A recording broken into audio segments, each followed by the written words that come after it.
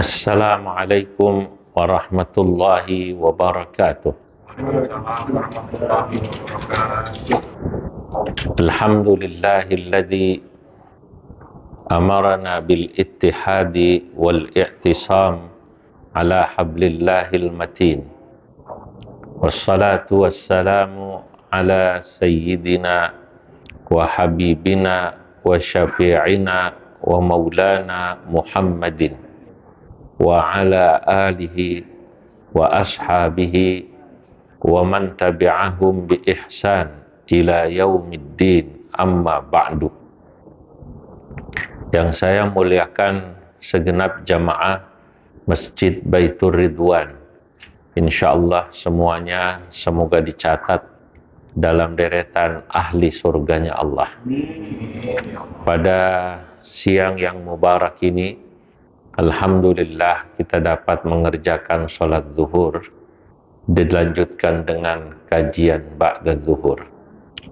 Saudara-saudara jamaah yang dimuliakan Allah, saya siang ini akan menyampaikan sebuah ungkapan yang disampaikan oleh seorang ulama bernama Syekh Syamsuddin At-Tibrizi. Syekh Syamsuddin At-Tibrizi ini adalah guru daripada Maulana Jalaluddin Ar-Rumi.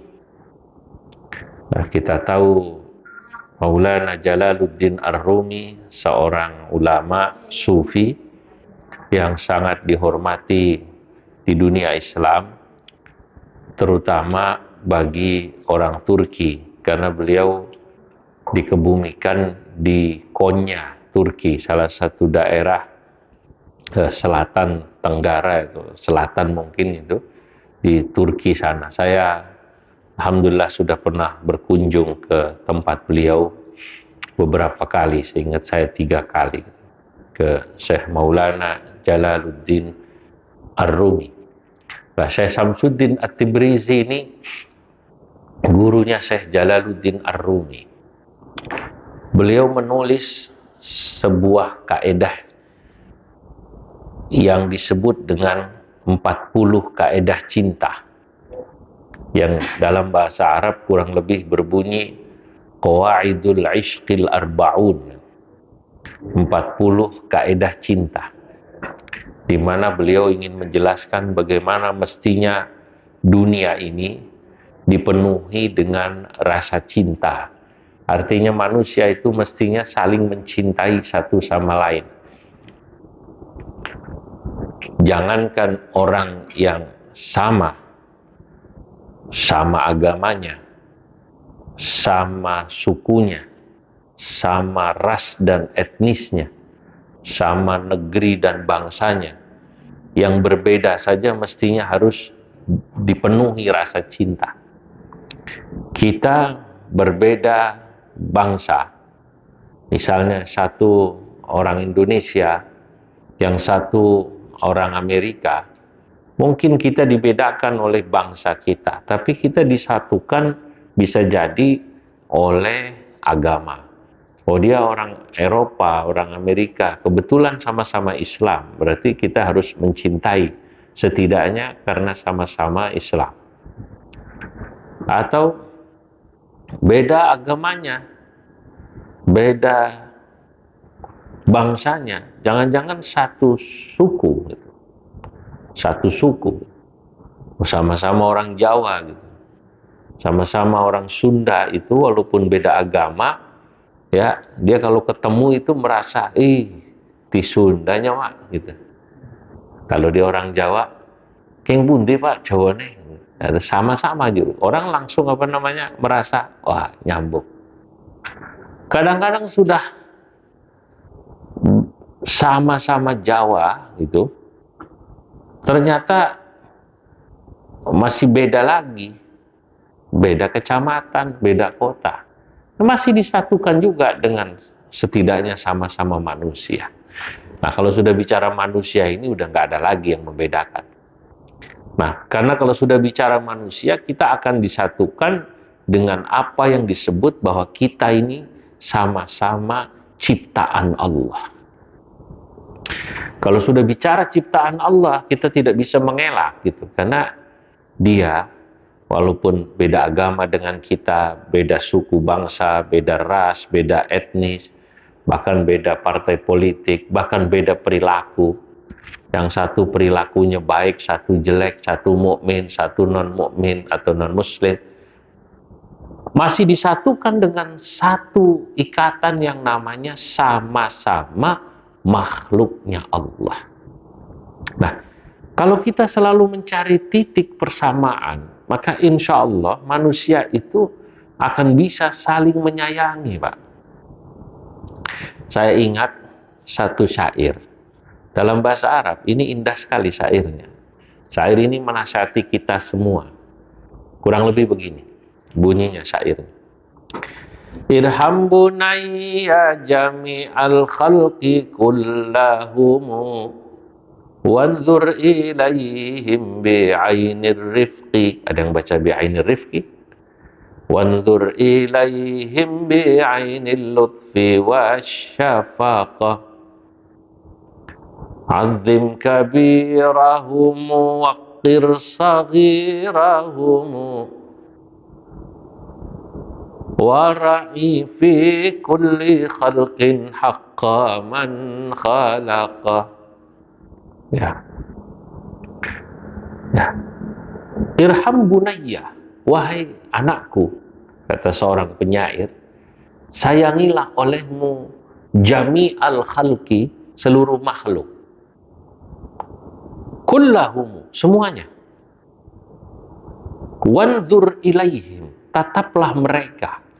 Bi'ainir rifqi, ada yang baca bi'ainil lutfi, dengan tatapan yang dipenuhi rasa cinta dan kasih sayang. Wasyafaqah. Nah, jika kau bertemu orang yang lebih tua, waqir kabirahum warham saghirahum. Kalau kau bertemu yang lebih tua, hormati yang lebih muda, sayangi. Wara'ik fi kulli khalqin. Lalu setiap kali kau bertemu dengan makhluk, jagalah atas mereka haqqa man khalaqa, hak zat yang menciptakan mereka. Maksudnya siapa? Allah. Kita ketemu makhluk.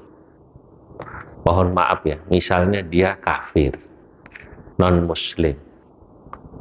Pertanyaannya siapa yang pengen dia non-muslim, kafir? Kalau kita bicara hakikat, hakikatnya Allah, kan begitu kan? Allah lah yang menghendaki mereka ditakdirkan kafir. Mungkin kalau mereka boleh memilih gitu, mereka milihnya lahirnya di Saudi Arabia, di dekat Ka'bah, langsung Islam pasti, kan begitu kan? Sama kayak kita ini kan dilahirkan, ditakdirkan alhamdulillah, ya bapak kita, kakek kita muslim. Walaupun ada juga nanti pada perjalanannya ada orang yang bapaknya, kakeknya, buyutnya muslim, tapi dia jadi murtad, ada. Atau ada orang yang dilahirkan bapaknya misalnya orang non-muslim, kakeknya non-muslim, kemudian alhamdulillah jadi muslim. Dia mendapatkan hidayah. Orang bilang menjadi mu'allaf. Kan begitu. Nah, jadi kan kalau kita melihat makhluk termasuk yang kafir, yang zalim, yang fasik, yang ahli maksiat, sesungguhnya yang menghendaki mereka begitu hakikatnya Allah. Maka kita nggak boleh marah berlebihan gitu kalau ngelihat orang kafir gitu. Kalau mereka boleh protes, mungkin protes. Cuman mereka kan tidak tahu. Ada satu kejadian menarik ini tentang makhluk. Dulu ada seorang sufi bernama Syekh Abu Yazid Al-Bustami. Cerita ini terkenal. Abu Yazid Al-Bustami, saudara-saudara, Bapak Ibu, satu ketika mau ke masjid atau ke tempat ta'limnya. Di jalan diikuti oleh anjing, yang anjing itu mendekat dan setengah menggonggong gitu, mendekati Abu Yazid. Seketika Abu Yazid agak sedikit mengangkat gamisnya sambil memandangi anjing dengan tatapan yang kurang bersahabat. Anjing itu mendekat, saya dilihati. Luar biasa. Tatapan yang semula tidak bersahabat dari Abu Yazid Al-Bustami ini, kemudian oleh si anjing itu ditakdirkan Abu Yazid bisa memahami omongan anjing itu dengan bahasanya. Yang kira-kira kalau dibahasakan Indonesia, anjing itu ngomong begini, "Ya Aba Yazid, wahai Abu Yazid, kenapa kau menatapku dengan tatapan penuh kebencian?" Apakah kau takut sarungmu, celanamu, gamismu, ya waktu itu belum ada celana ya, antara dua, kalau nggak sarung apa namanya, gamismu najis, terkena jilatanku, katanya gitu. Hai Abu Yazid, aku tidak pernah protes kepada Allah yang menciptakanku menjadi makhluk yang bernama anjing, yang ditakdirkan jilatanku itu najis. Kalau terkena jilatan harus dicuci berapa kali? 7 kali, salah satunya dicampur dengan air. Aku tidak pernah protes. Kenapa kau memandangku dengan tatapan kebencian? Bukankah yang menciptakanku juga yang menciptakanmu? Nah itulah tadi. Kita nggak boleh marah kalau melihat makhluk, karena kita harus ingat dia dan kita diciptakan Allah untuk sebuah hikmah, Pak. Pasti ada hikmahnya itu, diciptakan si fulan mukmin, si fulan kafir. Sama-sama Islam, si fulan ahli ibadah, si fulan gak pernah ibadah. Mungkin di kantor sini juga kan teman kita cem-macem, kata orang Madura. Apa namanya? Cem-macem. Ada yang Masya Allah sholatnya rajin, baca Qur'annya sergep, sama kayak yang hadir ini. Ini dari wajahnya kelihatan rata-rata Al-Quran di luar kepala semua ini. Ya di luar kepala itu. Artinya kepala di mana, Quran di mana itu. Itu di luar kepala. Mungkin di kantor ini juga, apa nama kantornya ini?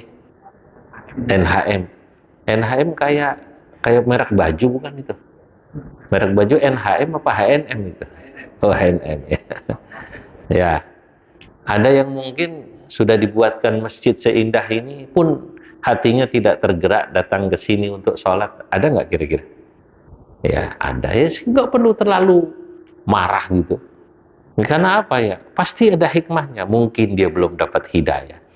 Maka kalau kita menatap saudara kita, bahkan yang masih kafir, bahkan yang belum ibadah, kata sang ulama ini, wanzur ilaihim bi'ainil lutfi atau bi'ainir rifqi wasyafaqah. Tataplah setiap makhluk yang kau temui, yang kau lihat, bi'ainir rifqi wasyafaqah atau bi'ainil lutfi wasyafaqah, dengan tatapan kelembutan, tatapan penuh kasih sayang. Ya Allah kasihan, moga-moga cepat dapat hidayah. Udah selesai. Bukan kemudian membencinya, Pak. Ya, katakan sudah kafir, yang kita kasihani itu orangnya. Ya kalau kekufurannya ya kita tidak suka, tapi kasihan orangnya. Moga-moga cepat dapat hidayah. Kalau dia sudah muslim, kemudian masih belum mau ibadah, ya tataplah juga dengan penuh kelembutan kasih sayang. Kasihan dia belum cepat-cepat ibadah. Semoga cepat ibadah. Nah, jadi begitu. Nah, hari ini, mohon maaf, kita menyaksikan dalam kehidupan kita sehari-hari, jangan-jangan itu ada juga pada diri sebagian kita, itu kalau melihat manusia, siapapun, itu cenderung yang banyak itu dengan tatapan kebencian. Bukan bi'ainir lutfi wasyafaqah, bukan bi'ainir rifqi wasyafaqah, tapi bi'ainil ghadabi, ya, dengan tatapan ghadab wal karahah dan kebencian. Kadang-kadang sama-sama Islam saja, kalau beda madhab itu langsung tidak suka. Yang satu tahiyatnya diem, telunjuk yang satu goyang. Ini sama-sama sholat, kiblatnya sama, cuman bedanya tahiyat satu diam, satu goyang. Itu dengan tatapan kebencian. Lu udah sama-sama sholat lu ini. Loh, kalau tadi kan satu kafir gitu ya, satu muslim. Itu saja suruh menatapnya dengan tatapan apa? Kasih sayang. Kenapa? Oh, kasihan dia belum dapat hidayah. Lo ini kan udah lumayan, udah sholat. Jangan dibenci lagi. Jangan kemudian, sayang tahiyatnya belum goyang. Jangan. Udah tahiyat dia. Cuman yang satu diem, satu goyang. Jangan kemudian, sayang di tahiyatnya goyang-goyang gitu, kata yang diem. Wong kalau dia mau baca, dia akan temukan bahwa yang tahiyat goyang itu ada dalilnya, yang diam ada dalilnya. Sama seperti ketika sholat itu ada yang wiridnya keras, ada yang pelan. Ada yang doanya keras, ada yang pelan. Kalau orang selalu memandang manusia itu dengan tatapan kasih sayang, dia akan husnudzan. Ya, saya tahu yang wiridnya keras ada dalilnya, yang doanya keras ada dalilnya, dan mungkin dia merasakan kenikmatan dengan itu. Ada orang mungkin doa itu kalau nggak keluar suaranya, dia nggak ngerasa nikmat, ya biarin. Wong memang kata orang Madura tadi manusia diciptakan itu cem-macem dak ya. Ya, ada yang ngaji dia merasa nikmat kalau bisa nyender dan selonjor. Nikmat banget itu. Ada yang kalau ngaji dia nggak mau senderan, dia maunya di depan. Karena kata Nabi katanya yang bagus ngaji itu yang semakin dekat dengan guru semakin baik. Oke lah, nggak apa-apa. Masing-masing insya Allah masuk surga, cuman yang ngajinya jauhan senderan, ya surganya rada jauhan gitu aja. Sama-sama masuk surga itu. Ya, hah? Nah, itu ada hadisnya. Kalau Anda nggak percaya buka itu hadisnya, buka yang ngajinya agak jauhan gitu. Nanti ibu-ibu protes lah, saya jauhan surganya jauhan. Oh, enggak, kalau ibu-ibu kan memang ditakdirkan sholatnya di mana? Belakang. Saudara-saudara, jadi bayangkan kita ini sekarang melihat sama-sama Islam saja itu. Sekarang kita bisa menemukan sama-sama Islam sudah sama-sama sholat, beda madhab. Mungkin yang satu mengikuti madhab Maliki, kalau tahiyat goyang itu madhab Maliki biasanya. Yang satu tahiyat diem, itu bisa benci itu. Saya itu melihat fenomena semacam ini sekarang terutama di kota besar ya, di kota besar itu saya banyak melihat. Kalau di kampung kan cenderung satu model, ya. Cenderung satu model kalau di kampung. Misalnya daerah NU semua. Kayak Jawa Timur itu kan mayoritas NU. Di Jawa Timur itu saking kuatnya NU, Masya Allah, dari mulai kalau pesantrennya udah pasti pesantren NU. Gubernurnya, bupatinya, wali kotanya NU semua. Ya, kepala desanya NU. Bahkan saking kuatnya NU di Jawa Timur, itu di terminal Bungurasi, itu copetnya NU, Pak. Saking kuatnya NU itu di Jawa Timur. Nanti kalau Anda ke Sumatera Barat, itu mayoritas Muhammadiyah, terutama di kota. Kalau di daerah pinggiran memang ada juga NU. Nah, karena di kampung itu cenderung homogen, tidak terlalu heterogen, gesekan ada tapi kecil. Di kota ini yang rata-rata kan kita pendatang nih. Ada asalnya dari mana ente? Jawa. Jawa mana? Ini NU. Yang ini mana? Sumatera Utara, Sumatera Barat, Sumatera, macam-macam lah gitu. Ada yang Muhammadiyah. Yang ini dari mana? Dari Garut, dari Tasik, dari Ciamis, Persis, kan begitu kan? Bandung. Ini kemudian kalau dia tidak belajar tentang tadi, bahwa manusia itu sebenarnya diciptakan kalau dia tahu untuk saling menyayangi, bukan untuk saling membenci. Cuman fitrah ini orang lupa, Pak. Maklum. Kenapa mereka saling membenci, bukan saling menyayangi? Lah inilah yang dikatakan oleh seorang ulama yang tadi ingin saya sampaikan, yang bernama Syekh Syamsuddin At-Tibrizi.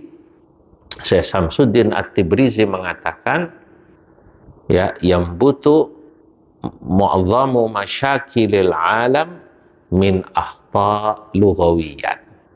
Dalam bahasa yang sederhana, saya ingin sampaikan, sesungguhnya kemuskilan-kemuskilan yang ada di dunia, termasuk ya kebencian, permusuhan, peperangan, ya, bunuh membunuh, kafir mengkafirkan, sesat mensesatkan. Di dunia ini, sesungguhnya kalau kita mau jujur, kenapa muncul itu semua? Min akhta lughawiyat, disebabkan karena kesalahpahaman. Kesalahpahaman dalam memahami ucapan, termasuk kesalahpahaman dalam memahami perilaku daripada orang yang berbeda dengan dirinya. Ketika ada orang berbeda gitu, lalu dia salah memahami. Kalau sudah salah memahami, seakan-akan kalau berbeda itu harus bermusuhan. Lalu padahal berbeda itu, misalnya pendapat gitu, itu seringkali ada itu untuk kebaikan kita semua. Kalau semua sama, tidak ada yang berbeda pendapat dalam hal keburukan, bahaya kita ini. Ya, untungnya masih ada yang berbeda pendapat. Termasuk dalam hal kebaikan, itu kadang-kadang sama-sama niatnya baik, cuman berbeda pendapat. Yang satu mau ke Bogor, katanya enakan naik kereta dari kota. Yang satu bilang enakan naik tol. Ya, naik mobil maksud saya. Masing-masing. Ternyata kalau orang mau tahu, ya, perbedaan itu jangan disalahpahami. Kalau dia mau tahu, coba dengarkan. Kenapa dia milih naik kereta ke Bogor? Kenapa dia milih naik mobil? Nanti orang, begitu dia tahu, dia pahami tujuan orang lain, perilakunya, ucapannya, hilanglah nanti kebencian dan permusuhan. Saudara-saudara, dulu ada satu kota gitu di Jawa, ketika partai baru-baru dulu tahun 2000 saya ingat ada dibentuk PKB. Waktu itu orang NU biasanya nyoblos P3, Pak. Kita tahu kan tahun 2000-an itu 98 itu di Pemalang, di Jepara. Itu sama-sama NU, Pak. Itu sampai karena beda satu PKB, satu P3, itu rumah dibakar. Masya Allah. Kenapa bisa begitu? Ini memang kesalahan tokoh masyarakatnya yang kebetulan biasa milih P3, ada partai baru terganggu, kan gitu kan? Terganggu. Ya. Lalu seakan-akan itu musuh lah segala macam lain. Di bawah ini, jamaah ini kan sesungguhnya an-nasu ala dini mulukihim. Masyarakat itu, an-nas itu kan perilakunya termasuk cara beragamanya mengikuti cara beragama para pemimpinnya, Pak. Jamaah di masjid itu tergantung ustadz. Kalau ustadz di masjid Baitur Ridwan yang diundang itu isinya senang mengkafirkan sesama muslim, menganggap sesat yang lain, maka ya insya Allah jamaahnya perilakunya nggak beda jauh, saya yakin gitu. Akan begitu juga, begitu, karena ustadznya mendoktrin begitu kan. Wah, berarti kalau dia tahiyatnya nggak sama kayak kita, berarti musuh gitu. Sampai ustadznya ada yang ceramah, saudara-saudara, kalau ada orang sholat tahiyat di sebelah Anda, tangannya goyang-goyang, tangkap aja tuh tangannya, biar diem. Gitu. Waduh, bahaya. Saudara-saudara, kalau ada orang jatuh di jalan, dia bukan sama dengan kita, ahli bid'ah, beda partai, nggak usah ditolong. Biarlah mereka dengan kesesatannya, salah sendiri dia. Waduh, nggak ada orang jatuh gitu di jalan, ditanya dulu, mohon maaf, Islam mau bukan, Pak?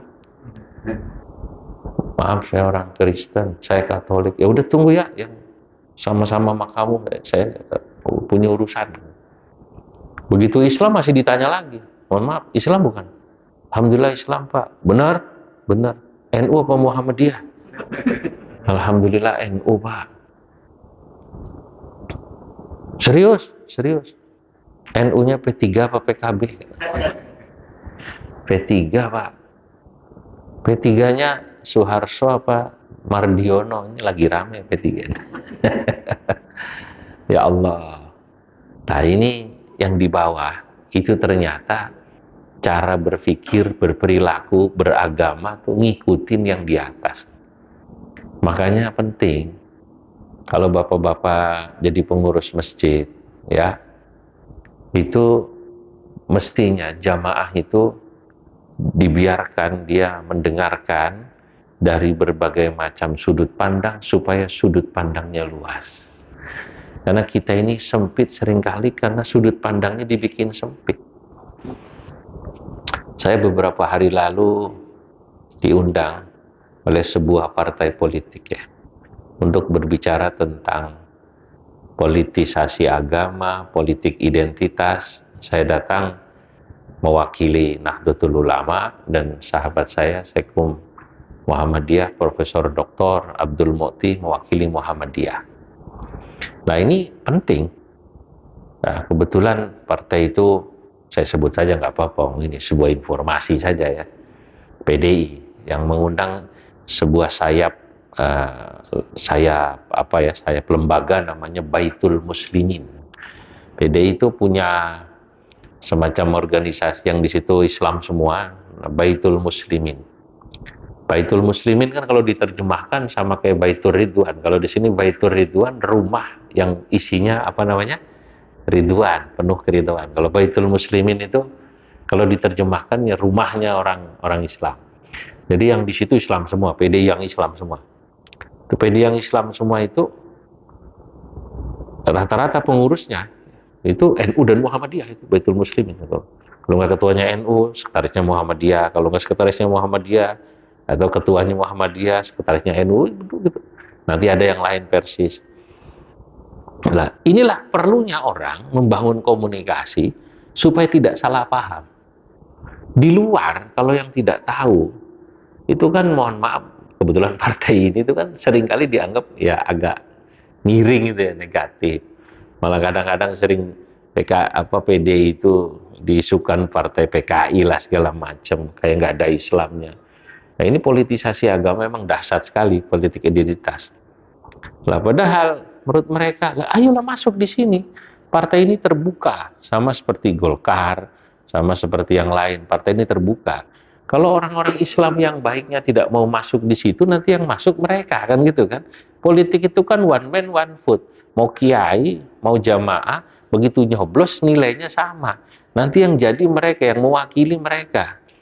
Maka katanya almarhum Pak Taufik Kemas dari dulu itu sering protes atau minta kepada NU dan Muhammadiyah, silahkan masuk di sini supaya nanti mewarnai di struktur pengurusan. Jangan cuman kemudian menyalahkan satu sama lain. Nah, yang menarik dengan begini ada kesepahaman. Saya sendiri misalnya di NU itu butuh kesepahaman dan saling memahami atau tidak salah paham antara NU Muhammadiyah. Loh, banyak orang NU di bawah, Pak. Jangankan kok sama PDI, sama Golkar, sama partai politik apapun, sama Muhammadiyah saja ini yang sama-sama Islam, itu kadang-kadang masih belum selesai. Dulu, terutama orang-orang Madura itu fanatik NU-nya luar biasa, Pak. Saking fanatiknya orang Madura itu anaknya tamat SMA atau aliyah, mau kuliah ke Jawa, ke Jogja, dipesenin, kamu boleh kuliah di mana saja, asal jangan di kampus Muhammadiyah. Delalah tuh anaknya nggak sekolah di kampus Muhammadiyah, tapi dapatnya di kampus Ahmad Dahlan. Nah, dia pulang ke rumah, Mak, Pak, alhamdulillah aku dapat kampus. Kampus apa? Ahmad Dahlan. Sip, yang penting jangan Muhammadiyah. Dia tidak tahu kalau Ahmad Dahlan itu pendiri Muhammadiyah gitu ya. Nah sampai kayak begitu Pak. Malah tahun 70-an itu orang NU di Madura itu yang cerita pada saya Kiai Ma'ruf Amin itu pernah ditanya tentang bagaimana perkembangan Islam di Madura. Bagaimana Islam di Madura? Alhamdulillah Kiai katanya. Islam di Madura mayoritas tak iya. Mayoritas itu berapa persen? 90% Pak Kiai. Nah, pikir Pak Kiai, kalau Islam 90% berarti yang 10% Kristen, Katolik, Hindu, Buddha, Konghucu, dan lain-lain. Nah, yang 10% itu perinciannya bagaimana? Yang 10% Muhammadiyah. Jadi Muhammadiyah itu dianggapnya non-muslim. Nah, ini kan berarti ada akhta lughawiyat, ada kesalahpahaman. Jadi makanya saya katakan tadi, apa yang disampaikan oleh Syekh Samsuddin At-Tibrizi bahwa keruwetan, bahasa gampangnya gitulah, keruwetan, kemuskilan yang terjadi di muka bumi ini, mau antar umat Islam, antar bangsa, bahkan antar manusia, itu sebenarnya kalau Anda mau renungkan, kata Syekh Samsuddin At-Tibrizi, satu masalahnya. Apa? Akhta lughawiyah, salah memahami orang. Yang NU salah memahami Muhammadiyah, dianggap Muhammadiyah non-muslim, atau yang Muhammadiyah banyak yang salah memahami orang NU, dianggap NU itu pelaku bid'ah, kemusyrikan, kesesatan. Itu dari mana? Itu tukang tawasul, suka bikin makanan, ya, bikin acara sedekah laut buat penguasa laut kidul. Itu bukannya musyrik, kan begitu? Maka begini, kalau Anda Muhammadiyah begitu, jangan buru-buru bilang itu musyrik, tanya dulu. Dia bikin sedekah laut ke penguasa laut kidul, itu yang dimaksud siapa? Tanya dulu yang dimaksud. Kalau penguasa laut kidul yang dimaksud adalah Allah, ya tidak musyrik. Karena betul Allah itu penguasa laut kidul, penguasa laut lor, laut wetan maupun laut kulon. Laut ini semua milik siapa kira-kira? Allah. Lillahi ma fis samawati wa ma fil ardi. Maka kalau ada orang kalau orang bilang sedekah laut gitu ya, sedekah bumi. Tanya sedekah bumi, kalau habis panen kan orang kampung bikin sedekah bumi itu, selamatan lah gitu. Makanan, bikin tumpeng, dimakan bareng, sedekah bumi. Mungkin zaman dulu buat Dewi Sri, gitu lah. Nah, tapi kalau kemudian sedekah bumi yang dimaksud, sama seperti penguasa laut kidul itu Allah, bukan Nyi Roro Kidul. Lah itu. Kalau Nyi Roro Kidul betul, nggak boleh. Kalau dia bikin selamatan buat Nyi Roro Kidul, penguasa laut kidul yang dimaksud Nyi Roro Kidul, nggak boleh. Walaupun kata Gus Dur, Nyi Roro Kidul udah jilbaban sekarang. Nah, tetap nggak boleh. Paham nggak ini kira-kira? Jadi ini kesalahpahaman, Pak. Makanya Masya Allah, orang itu, itulah kenapa ya, Gus Dur itu pernah bilang begini, ini setengahnya bercanda tapi serius. Orang hidup itu kalau mau menghilangkan permusuhan, kebencian, syaratnya cuman komunikasi. Komunikasi itu sebenarnya kelihatannya satu lafaz tapi 3 bahasa. Komunikasi itu kam itu datang. Orang itu datang, silaturahim maksudnya. Kedua muni itu ngobrol, habis datang ngobrol. Yang ketiga kasih, ngasih gitu lah.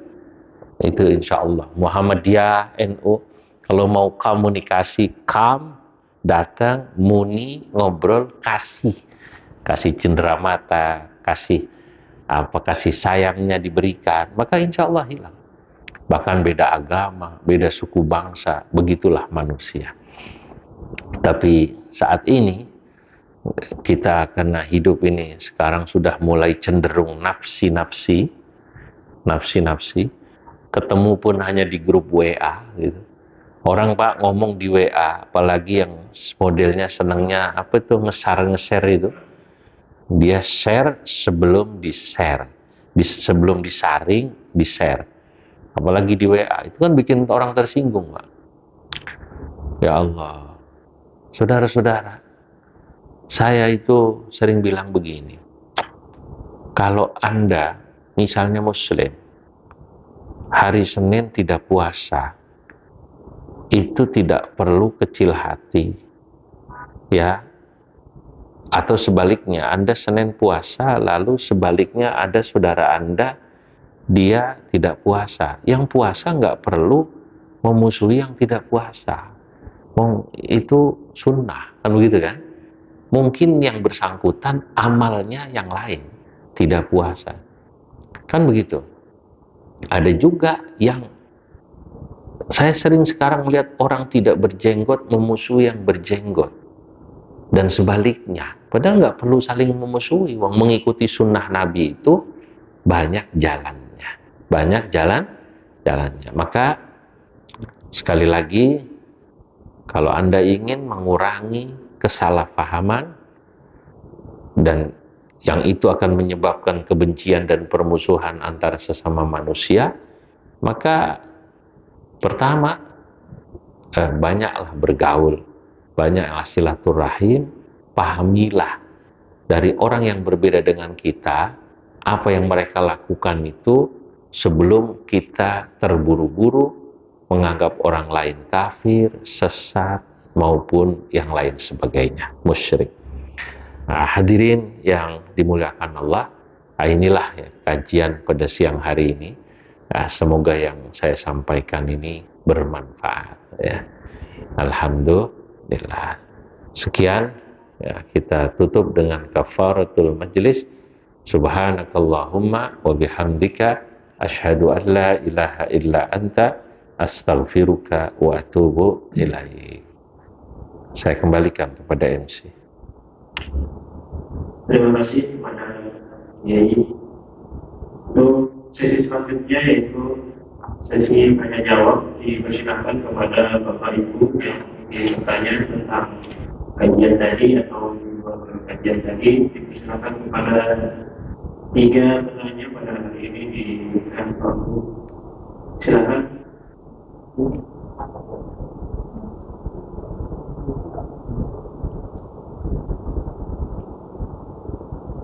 Ya.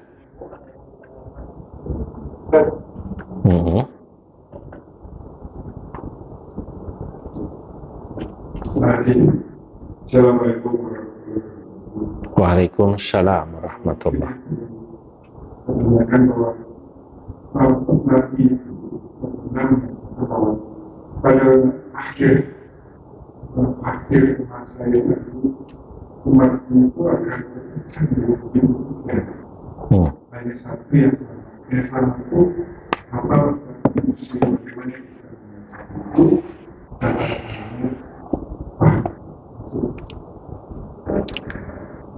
baik. Adapun hadis yang mengatakan umatku akan terpecah dan yang selamat hanya satu, ya, Nabi memang menyebut dalam hadis itu dengan sebutan Ahlus Sunnah wal Jamaah. Tapi ada hadis yang kemudian menjelaskan tentang oleh karena hadis itu, ya, kemudian orang mengklaim semuanya Ahlus Sunnah wal Jamaah. Saya pikir boleh-boleh saja orang mengklaim dirinya sebagai Ahlus Sunnah wal Jamaah. Orang NU mengklaim dirinya Ahlus Sunnah wal Jamaah, Muhammadiyah, bahkan kan kita tahu di luar negeri macam-macam namanya kan. Ya, di Maroko, di Saudi, di Syria, di Yaman, di Mesir. Semua mengaku Ahlus Sunnah wal Jamaah. Ya, hanya Syiah mungkin yang menganggap hadis tersebut tidak sahih gitu. Ya, karena Syiah menjadi korban daripada hadis tersebut. Ya, seakan-akan mereka bukan calon penghuni surga. Nah, tapi ada hadis ini oleh sebagian ulama pada sisi lain justru menjadi penyebab perpecahan. Karena orang saling klaim itu. Klaim seakan-akan saya ini paling berhak masuk surga. Yang lain seakan-akan tidak. Nah, ada hadis yang menurut saya itu perlu kita juga sering sampaikan keluar. Karena hadis ini akan membuat kita sesama umat Nabi Muhammad kemudian tidak perlu saling mengklaim, justru merasa perlu untuk berlomba-lomba mengikuti Nabi. Karena Nabi dalam hadis tersebut bersabda, kullu ummati yadkhulunal jannah. Semua umat saya, kata Nabi, akan masuk surga. Illa man aba. Kecuali yang tidak mau. Sahabat bertanya pada Nabi, wa may ya'ba ya Rasulullah? Siapakah yang tidak mau daripada umatmu yang masuk surga? Atau dibalik, siapa umatmu yang tidak mau masuk surga ya Rasulullah? Nabi katakan, man ata'ani dakhalal jannah wa man asani faqad abah. Barang siapa orang yang taat kepadaku, dia akan masuk surga. Wa man asani faqad abah. Dan siapa orang yang tidak taat, dia berarti tidak mau masuk surga. Berarti untuk masuk surga kita tidak perlu kemudian mengklaim saya ahlu sunnah pasti masuk surga. Kalaupun dia ngaku ahlu sunnah nggak sembahyang nggak masuk surga juga. Paham nggak nih kira-kira? Atau dia mengaku ahlu sunnah tapi jauh daripada taat pada Nabi, dia tidak akan masuk surga. Karena yang taat itulah yang masuk surga. Saya masih ingat sebuah cerita imajiner ya, yang dulu disampaikan pada tahun-tahun 90-an. Ini bagus sih. Dalam cerita imajiner itu diceritakan katanya dulu orang NU dan Muhammadiyah yang suka ribut saling mengatakan yang lain itu salah, merasa paling benar sendiri, merasa paling berhak masuk surga. Orang partai juga begitu, zaman partai masih 3 Pak. Itu kadang-kadang mereka menggunakan ayat Quran untuk politisasi agama, menjelekkan partai lain. Orang yang tidak suka PDI itu katanya dia pakai dalil ayat Quran supaya jangan milih PDI dengan ayat innallaha ya'murukum an tadhbahu baqarah. Allah memerintahkan kalian untuk menyembelih sapi betina. Sapi itu kita sembelih saja, kita tenggelamkan. Kalau bahasa sekarangnya apa namanya? Kita tenggelam. Dia pakai ayat ini. Yang tidak suka sama Golkar, dia pakai ayat wala taqraba hadhihi syajarah. Jangan kau dekati pohon ini. Pohon ini kemudian ditafsirkan pohon beringin. Jadi seakan-akan jangan kau pilih pohon beringin gitu ya. Nah, padahal pohon beringin itu pohon yang paling baik. Partai apapun, caleg dari manapun, dia boleh nempelkan gambarnya di pohon beringin kan gitu ya. Orang nempelkan gambar di pohon beringin. Nah, ketika orang dulu tuh saling mengklaim paling benar partai saya, paling benar ormas saya, seringkali kemudian mengkafirkan, menyalahkan yang lain. Begitu dibuka cerita hari kiamat, ternyata manusia itu semuanya pada masuk surga. Yang NU, yang Muhammadiyah, yang Persis, yang Al-Wasliyah, yang PDI, yang Golkar, yang macam-macam. Di surga itu mereka bingung. Dulu di dunia kita diajari para pemimpin untuk saling bermusuhan. Ternyata sekarang kita satu sama lain masuk surga. Saudara, akhirnya orang NU waktu itu di surga cari Gus Dur. Gus Dur mana Gus Dur? Dicari Gus Dur di surga, ketemu. Orang Muhammadiyah cari Pak Amin Rais dulu. Zaman itu kan masih Gus Dur dan Pak Amin Rais ya ketuanya. Pak Amin Rais dicari. Orang partai juga begitu, cari PDI, cari Bu Mega. Golkar cari Akbar Tanjung, waktu itu masih Akbar Tanjung waktu itu. Dan yang lain-lain, P3 masih siapa tuh? Hamzah Hassan. Nah, para pemimpin itu ditanya, yang NU, yang Muhammadiyah, kenapa kita dulu di dunia ribut? Merasa paling benar sendiri, yang lain itu seakan-akan neraka, dirinya surga. Ternyata kita sama-sama masuk surga. Para pemimpin itu tak bisa jawab. Akhirnya mereka sepakat bikin seminar sehari di surga. Ya. Judul seminarnya, apa yang menyebabkan kita semua masuk ke dalam surga. Itu judul seminarnya. Bicaralah NU itu Gus Dur, Muhammadiyah itu Pak Amin Rais, dan lain-lain dan lain-lain. Moderatornya waktu itu MH Ainun Najib. Seminar sehari di surga, pakai makan siang, pakai coffee break, ada kuenya lah sama kayak di sini. ada kue lapis sama lemper gitu kan. Begitu selesai seminar, apa kesimpulannya? Oh saudara, ternyata yang membuat kita semua masuk ke dalam surga bukan karena saya NU, Anda Muhammadiyah, bukan karena saya PDI, Anda Golkar atau P3 atau PKB kalau sekarang, ya, tapi yang membuat kita semua masuk surga karena kita mau beriman dan taat kepada Rasulullah Sallallahu Alaihi Wasallam. Itu, Pak. Jadi memang yang harus disampaikan ini adalah cerita-cerita yang positif. Duduk aja lah. Bagaimana Anda mau mencintai sesama manusia kalau belum apa-apa sudah ada barrier, sudah ada penghalang yang membuat Anda membenci dia. Dengerin dulu orang ngomong, kan begitu kan? Nah, maka saya tahu beberapa majelis taklim itu yang jamaahnya dia tidak mau ngaji kecuali hanya pada ustadznya saja. Bukan ustadz saya, dia nggak mau. Seakan-akan kebenaran itu dari satu model gitu ya kan. Dia nggak mau, kalau ustadz lain dia nggak mau. Nah ini sudah bibit-bibit apa ya, menurut saya itu bibit-bibit radikalisme, bibit-bibit apa ya, muncul radikal, yang radikal dalam konotasi negatif, radikal dalam konotasi dalam arti itu akan menyebabkan orang memusuhi yang berbeda. Bibitnya apa? Ya nggak mau kumpul orang gitu. Tapi kalau biasa kumpul insya Allah. Kan dia tadi ya, bahkan andai kata beda agama pun begitu duduk, oh ya dia manusia juga. Nah orang Kristen, orang Hindu Pak, yang baik ya ada. Karena manusia begitu. Yang Islam juga yang jahat banyak. Gitu. Tadi saya bilang, di Jawa Timur mayoritas NU, copetnya juga NU, begitulah manusia. Terima kasih.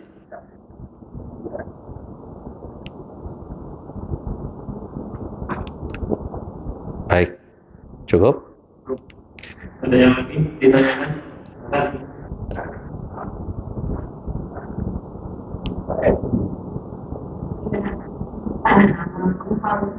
Ya.